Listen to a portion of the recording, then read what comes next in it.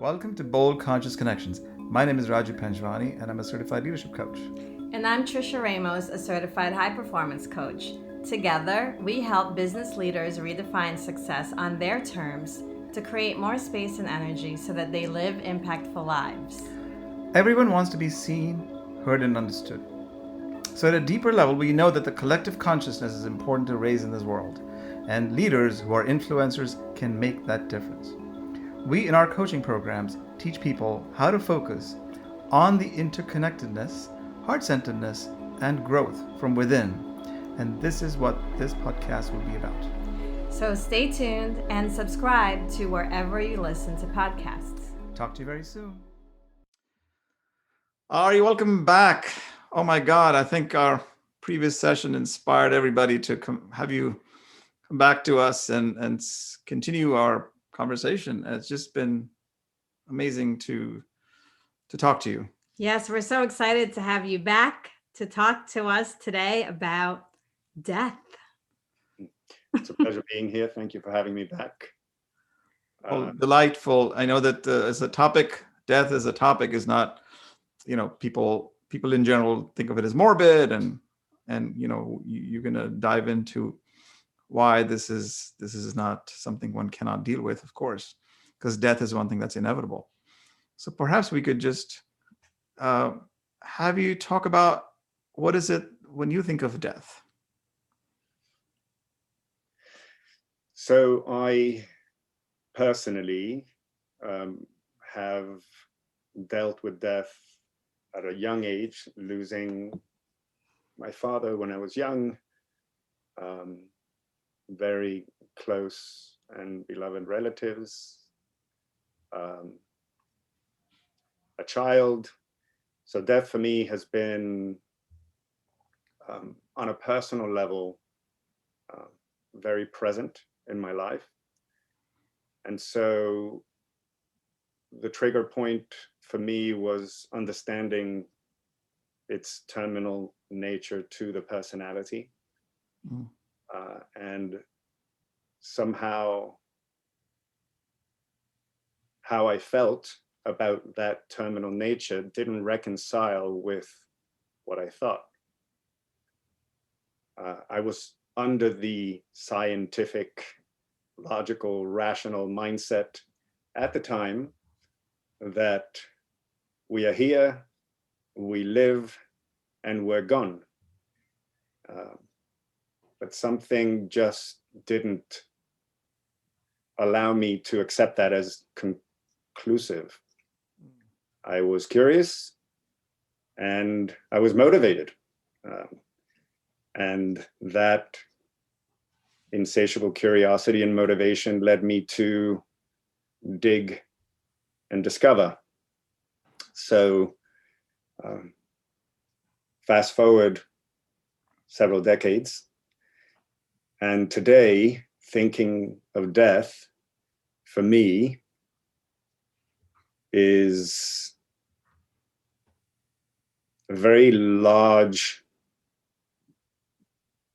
macro view of many lifetimes compared to the equivalence of many days in a lifetime. So for me, the day I was able to connect those two dots, coming from a principle of what happens in the micro happens in the macro, then it was easy for me to postulate the theory that if I wake up in the morning and live my day and go to sleep and have a deep sleep and wake up the next morning refreshed, re-energized, and anew, to do it all over again, and we do that all our lives, why wouldn't that be a logical possible? At that time, it wasn't probable, but why wouldn't it be possible that that happens to that energetic consciousness that we have inside us that is born into the material life, lives an entire lifetime and then goes into the life after death, which is probably the equivalent of a very deep sleep, and comes back and enlivens a new lifetime. So that discovery or that connection, those two similitudes, then could lead a curious person to connect those dots internally as well. Looking at nature here in the Northeast, it's easy to see a tree lose its entire foliage and go into what seems to be a deep slumber over winter, and come back the next spring completely new. And sure, that tree is very similar to the tree from last summer or last spring, but we all know it's not. It's an entirely new tree, but the essence, the roots of it are the same. So it stands there for many, many cycles, for many winters and many springs. So why would that not be the same for us? And so that process of discovery somehow made me feel very calm, and it reprioritized what I thought I needed to do in this life. It also gave me a sense of responsibility for my future lives, if it was true. And it allowed me to benefit from the notion that maybe all of those intuitive, cognitive thoughts that I have on this life, from wisdom and knowledge that I don't know where I got, may have come from. How is it that I know this? How is it that I can have some wisdom that to my mom or sisters, they don't know where it came from? I didn't read it in a book. I didn't hear it at school. So maybe we are living a cumulative, additive, compounding series of lifetimes, as though we have 3,000 lives behind us and 3,000 more before us. So it certainly changes my view on my responsibility, not just towards my children and the people I love, but towards me, the future me. And obviously none of these analysis can happen in a vacuum. Understanding death, thinking about death, meditating about death cannot be the single obsession that one focuses on, because you need to also focus on love and compassion and positivity and neutrality and going into a quiet place and understanding one's role in life and the fundamental principles of life and the higher values in life are a family of values that, together with death, allow for a more balanced, less attachment, certainly less fear around the inevitable. Death is not something any of us can stop. Even though science may prolong our lives, there comes a time when we may just not be able to prolong it beyond a certain level. I do believe we're going to live longer lives as science evolves, but death is something that will occur. And so being afraid of the end of your day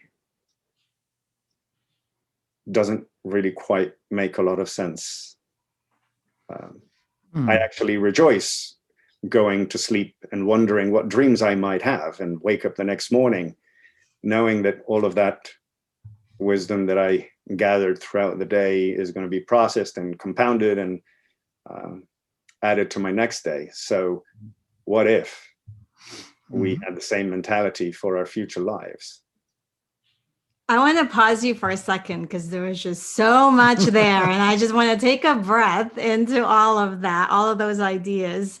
I do want to bring you back to what you shared before, because I know Raju and I can really relate to the idea that perhaps who we are today, the wisdom that we carry, information we have, like a knowing that we have that we don't know where it came from. We just know how to do something, or that you said a result of perhaps cumulative lifetimes coming into this lifetime, still carrying some of that. Can you talk a little bit more about that? And as you expand on that, I also wanted to hear about your children and what you talk to your children about regarding death. So I think of it, let's use computers, our computers or our phones as an example. Everyone has an iPhone or an Android. Most people have Apple or Android, but everyone that has an Apple, for example, rarely questions what happens when they have to buy a new phone because the old phone has either died or they just want the latest upgrade. Well, they take everything that's on that iPhone and they send it up to the cloud. They buy a new phone and then they download everything from the cloud to the new phone. And magically the phone turns on, but now this phone has new features, it has new apps, it has more capabilities, but it still has everything, all of the photographs, all of the files, all of the phone numbers, Hopefully. If the system works, and I do believe that the universal computer technology works flawlessly. But when it works for Apple, you download your entire past phone's history to the new phone. Well, I've come to accept that there's absolutely no difference with us. We live, we accumulate experiential knowledge and wisdom. If we are focused and curious, we're going to analyze, we're going to introspect, we're going to learn, and we're going to take all of that analysis, all of that introspection, and all of that learning, we're going to turn it into wisdom that then becomes stored. Some people call it the Akashic records. I call it the storage banks. And my hard drive of my energy consciousness that enlivens me has a file with all of my experiential knowledge, wisdom, and impulses of all of the higher values that get stored there, life after life after life after life. I guess the difference between us and an iPhone is that the iPhone is not an artificial intelligence yet, and the iPhone doesn't become wiser and smarter throughout its life, but we do, hopefully. And all of that accumulated knowledge, wisdom, understanding, knowing, learning, insight, and growth and enlightenment gets added to that cloud storage system of the storage banks of human consciousness or universal consciousness. And when we go into death, there is a accumulation of all of your life's experiences and knowledge, and this gets converted into impulses, energetic impulses that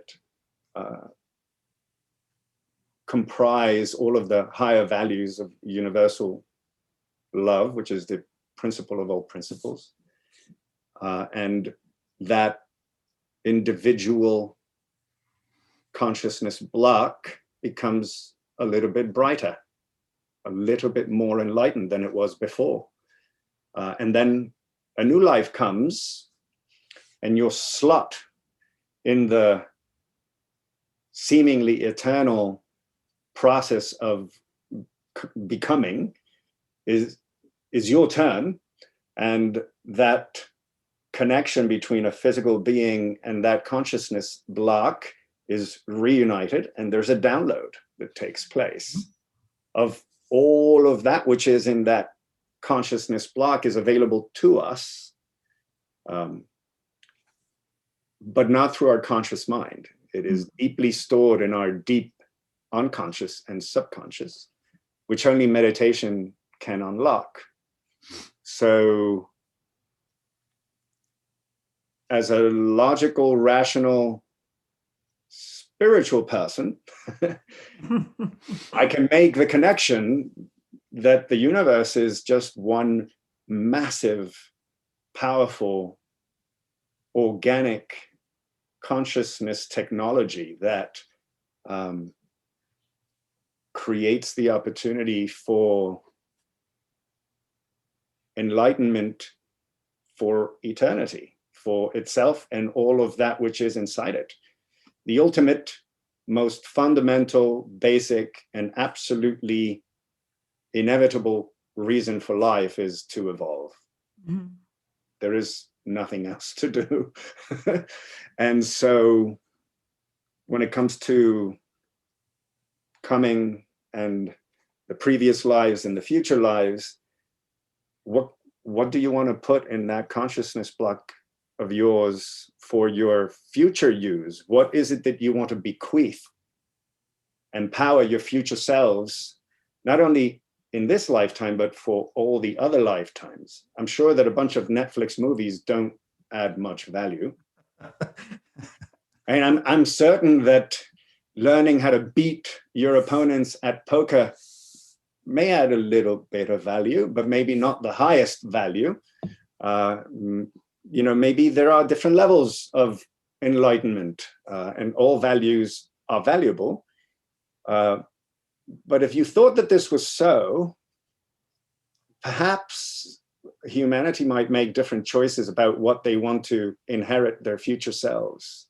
What kind of knowledge, what kind of wisdom, what kind of skills, what kind of insights, what kind of powers do you want to unlock for the future you that could make their future lives more positive, productive, creative, constructive, and successful?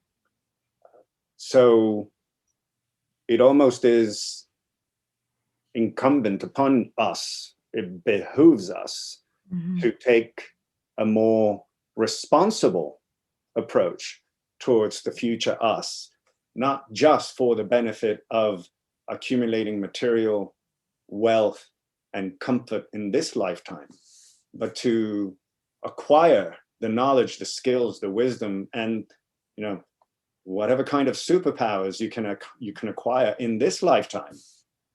If you've awakened in this lifetime to a certain measure of understanding, become an expert at it.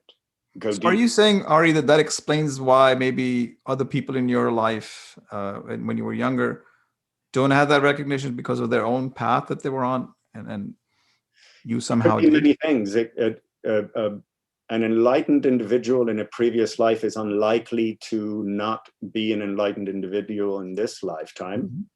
However, it could very well be that the body, the physical material consciousness, is suffering from a physical defect. It could be unfortunate that an enlightened consciousness entered a body that had schizophrenic malwiring. So there are many variables that can fall into play. You could have had an accident and damaged your cognitive abilities. It could have very well been that you had a massively traumatic event very early in your life, and that enlightened previous life may not have a chance to come out and play because there was a major traumatic event that sealed the relationship between the conscious and the unconscious. There's no way to access what we have accumulated over the 4 million years of reincarnating on this planet that we've had, if you don't have the tools and the cognitive, mental, psychical abilities to connect the conscious with the unconscious and the subconscious, which is where the knowledge and the wisdom of the previous lives is. But all things being equal and circumstances being healthy, Gandhi will reincarnate in an enlightened individual. Maybe he won't be Gandhi again, but it is certain that whoever he becomes in his future life, future incarnation, will be a person of enlightened choices. Most of the enlightened masters don't always become masters in their next life. Even many of the prophets and the enlightened men of old have had many lives where they were probably very smart people, like Socrates, or you could name the ones you like, but I won't go deep into that. But yeah, that explains, we were just recently, a few weeks ago, learning more about Saint Germain and the violet flame. And the idea there is that one of his, before Saint Germain, there was Merlin. And there were other lifetimes in between. yes.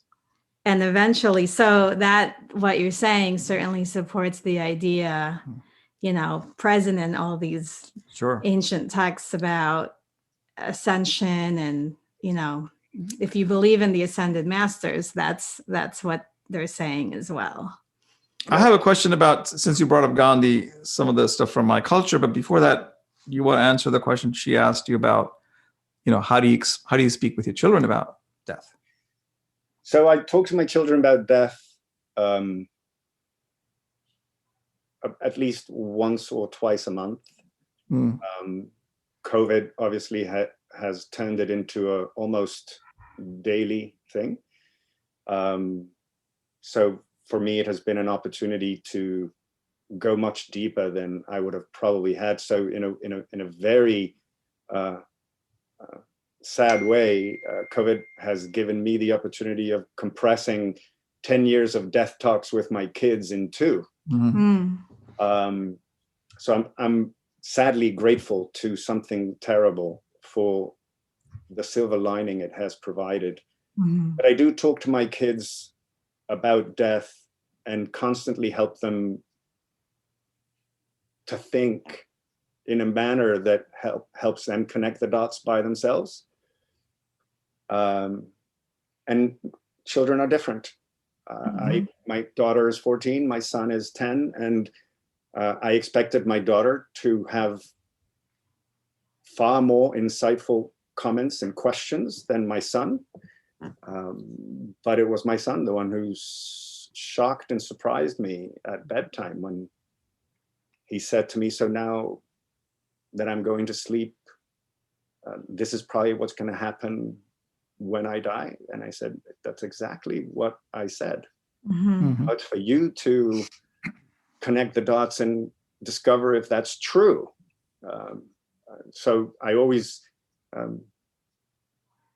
try to define truth as certainty and recognition of the reality. And so I always use the term, I think they memorize it as though it was one word by now because I say it so often. But if truth is certainty and recognition of the reality, then I invite you to take this insight that going to sleep is like dying and recognize if for you in your reality that is certain, and try to think about it.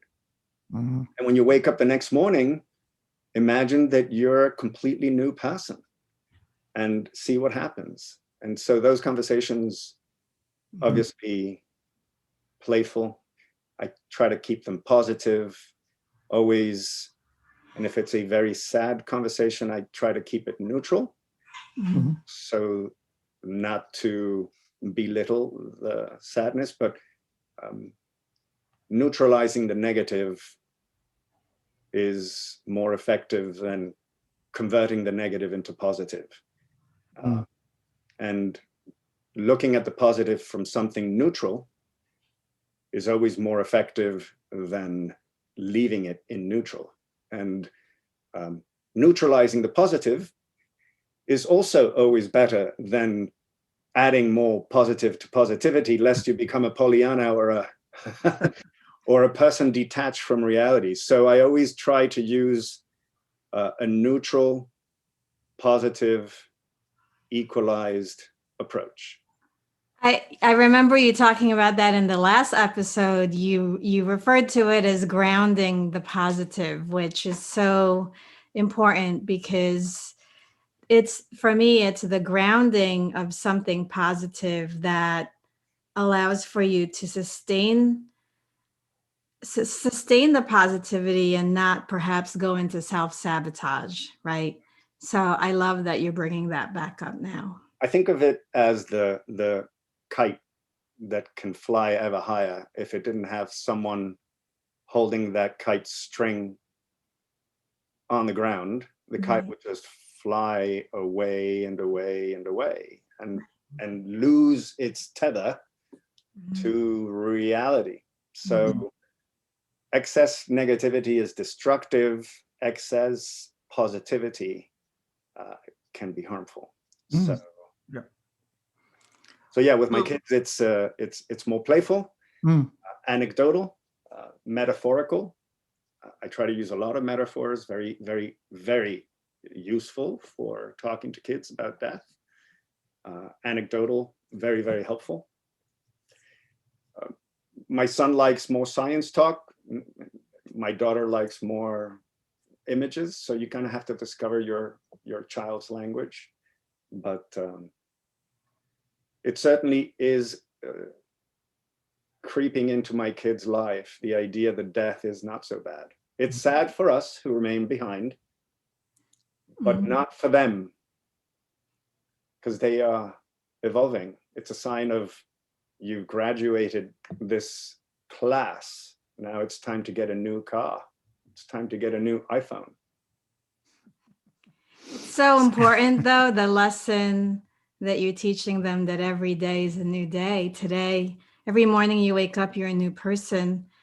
And that really resonates, because even though we know that on an intellectual level, a lot of us still wake up still thinking about the mistakes we made the day before or the regrets.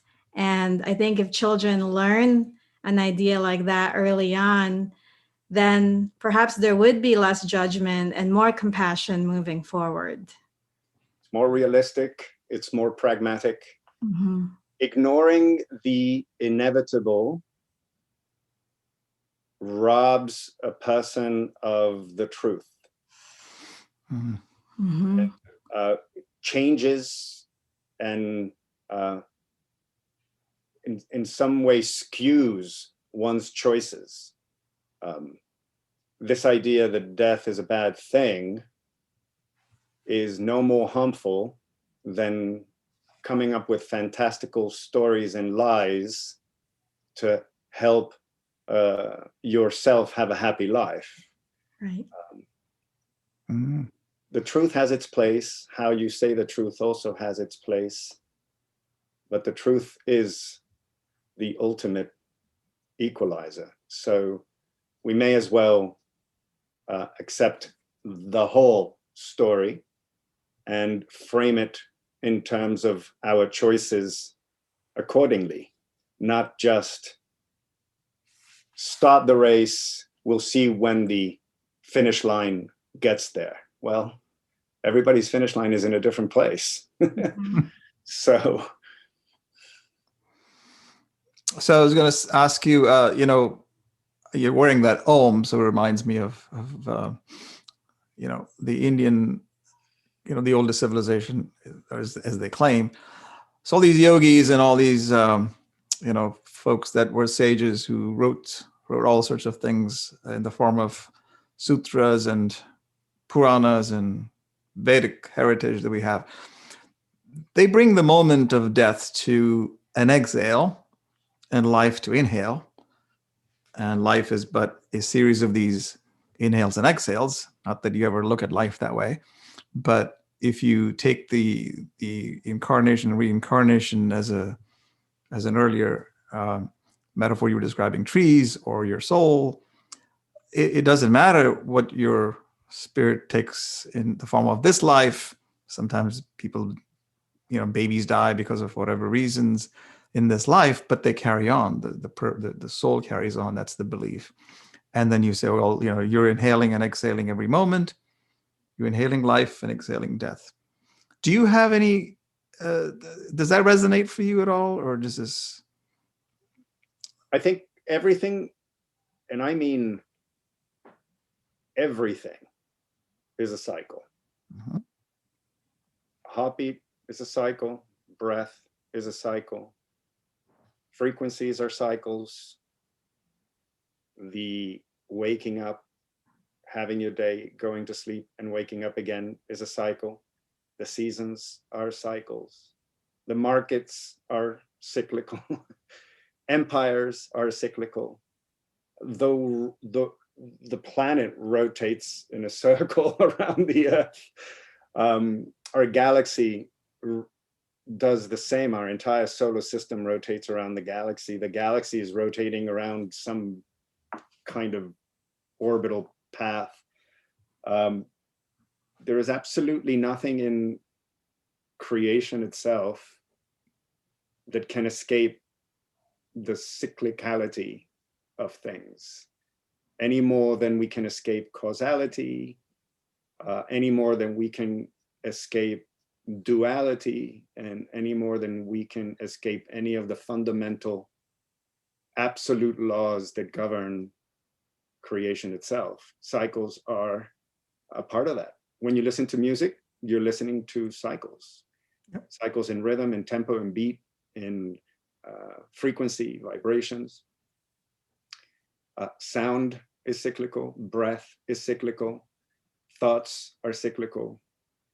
Everything is a cycle. So yes, it does resonate with me.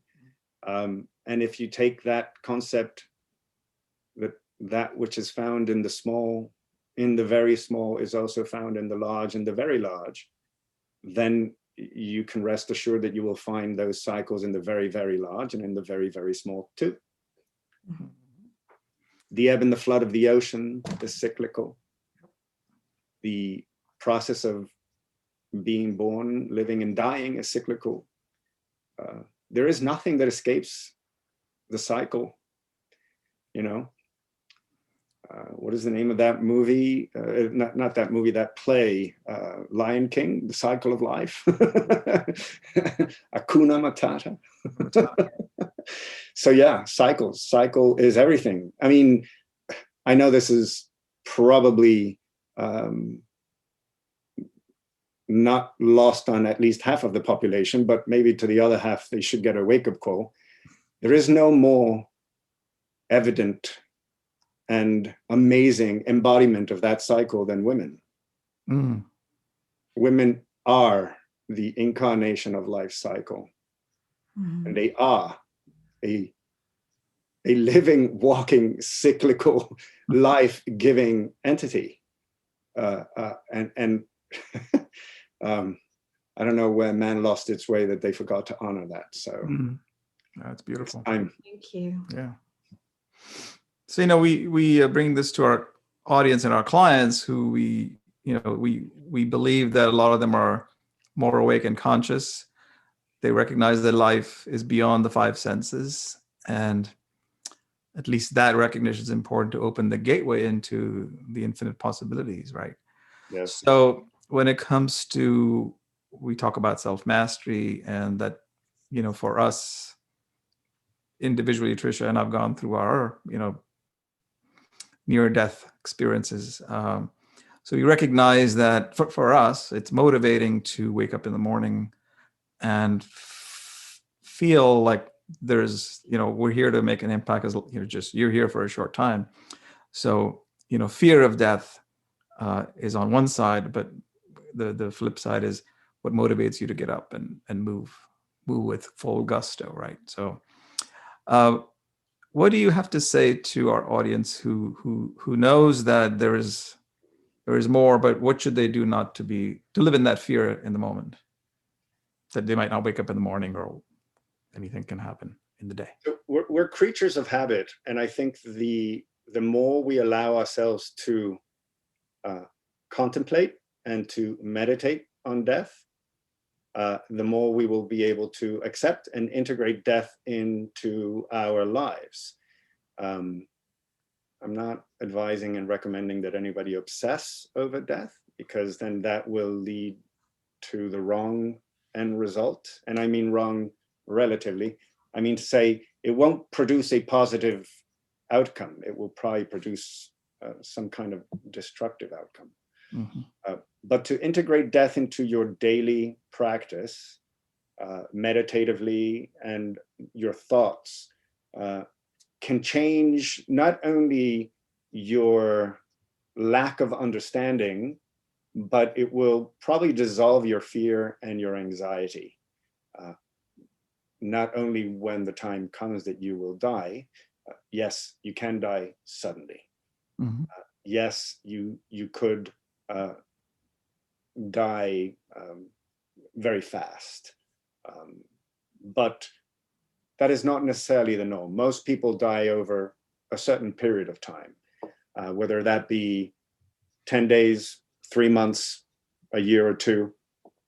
The majority that go through a prolonged experience of dying, the amount of anxiety and fear that the human being goes through in those days, weeks, months, and years is something you're bequeathing to your future self. And all of that negative energy can be converted into an empowering grace and acceptance. We were talking about acceptance earlier, which not only will make your life on this planet, the last few days on this planet, more neutral, but you won't live them in fear and terror of what might come. If you have done your work in this life, when the time comes, you'll be able to receive it elegantly, graciously, lovingly. And you'll have time to be thankful. You'll have time to welcome into your life feelings that would be more productive, useful to you and to your loved ones and to the people you know. Mm-hmm. But not taking it to the end, bringing it more to the middle of the road, which is where most of people who are looking to excel and succeed are. It makes you a more prepared individual. It makes you more grounded. It makes you more compassionate. It allows you to seize the day with more enthusiasm. Mm-hmm. It allows you to consider that the temporal side of life is guaranteed. So thinking about that may also reduce your temptation to become arrogant if you become successful, or lose touch with reality if you become too successful. Maybe understanding and knowing, recognizing and accepting death could allow you to be more generous, more understanding, more forgiving. It'll certainly invite everyone to be more prepared with a trust and an estate and a will and an insurance policy. A lot of that escapes most people's attention because they just don't want to think about it. Talking about these things with a lawyer is horrible. Talking about these things with your children. I tell my children, look, this is where I put the gold. This is where I put the gold coins. This is the password to my computer. It's funny you're saying that, because my parents did that with me a few years ago, many years ago, actually. And I remember being irritated by it. Yes. And they, they had, I was going to be the whatever. Even now, I'm like, why are we having this conversation? The same thing. Like, it's the same conversation about money. Like we don't like to talk about money. Yeah. It's like evil or something. It was before they retired, before they were leaving. They used to live in Houston. Now they live in the Philippines. And so there was like a whole thing about where things are located. And I just was like, why? But Arie, I want to take a different turn. I want to ask you what your thoughts are on. So given the length and the depth of this subject, we decided to break this interview into 2 parts. We hope you really enjoyed this session, and we can't wait to share part 2 of our conversation with Arie Levy. Until then, we hope you enjoyed today's episode, and if so, make sure to subscribe, download, and share it with your sphere of influence. We bring a variety of topics to you, and it's like a masterclass for those topics, and it's all free. So take a screenshot, share it on your social media, and add the hashtag #BoldConsciousConnections so that we can find you, see you, maybe say hello. And if you want to deep dive into some of the topics that we bring to you, find us at www.livemasterminds.com and get to know us. Take care.